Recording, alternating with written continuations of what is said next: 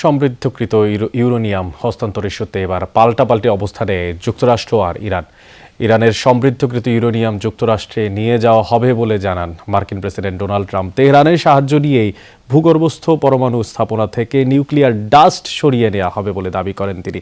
তবে সরাসরি এই দাবি নাকচ করে দিয়েছে ইরান।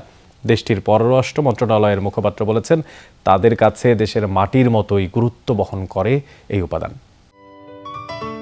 সিলন টি রপ্তানিতে শীর্ষে। ইরানের সাথে যখন দ্বিতীয় দফায় মার্কিন প্রতিনিধিদের বৈঠক নিয়ে চলছে তোড়জোড়, তখন আবারও পরমাণু ইস্যুতে বিবাদ তুঙ্গে তেহরান ওয়াশিংটনের মধ্যে। এবার ইরানের সমৃদ্ধকৃত ইউরেনিয়াম সহ পরমাণু কেন্দ্রের গুরুত্বপূর্ণ সরঞ্জাম ছিনিয়ে নেওয়ার হুমকি দিয়েছেন মার্কিন প্রেসিডেন্ট ডোনাল্ড ট্রাম্প। শুক্রবার অ্যারিজোনার এক সমাবেশে তিনি দাবি করেন, ইরানের সমৃদ্ধকৃত ইউরেনিয়াম নিয়ে যাওয়া হবে যুক্তরাষ্ট্রে। আমরা ইরানের সঙ্গে যৌথভাবে বড় বড় খনন যন্ত্র ব্যবহার করে নিউক্লিয়ার ডাস্ট তুলব।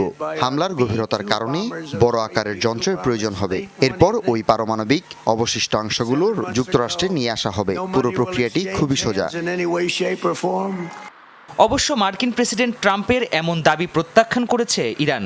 এই ইস্যুকে রেডলাইন আখ্যা দিয়ে দেশটির পররাষ্ট্র মন্ত্রণালয়ের মুখপাত্র ইসমাইল বাঘেই জানিয়েছেন, সমৃদ্ধকৃত ইউরেনিয়াম অন্য কোথাও স্থানান্তর করছে না তারা। আমি আপনাদের নিশ্চিত করছি, ইরানের সমৃদ্ধকৃত ইউরেনিয়াম অন্য কোথাও স্থানান্তর করা হবে না। ইরানের মাটি যেমন আমাদের কাছে পবিত্র, তেমনি এই বিষয়টিও খুবই গুরুত্বপূর্ণ। এদিকে মার্কিন কর্মকর্তাদের বরাতে আন্তর্জাতিক বিভিন্ন গণমাধ্যমের দাবি, ইউরেনিয়াম হস্তান্তরের বিনিময়ে ইরানের জব্দকৃত 20 মিলিয়ন অর্থ মুক্ত করে দেবে যুক্তরাষ্ট্র। তবে এ দাবি নাকচ করে সামাজিক মাধ্যমে ট্রাম্প লিখেছেন, ইরান ইউরেনিয়ামের মজুদ ছাড়লেও এ বিষয়ে কোনো প্রকার আর্থিক লেনদেনে জড়াবে না ওয়াশিংটন। প্রাণপ্রতিম কুণ্ডু, যমুনা নিউজ।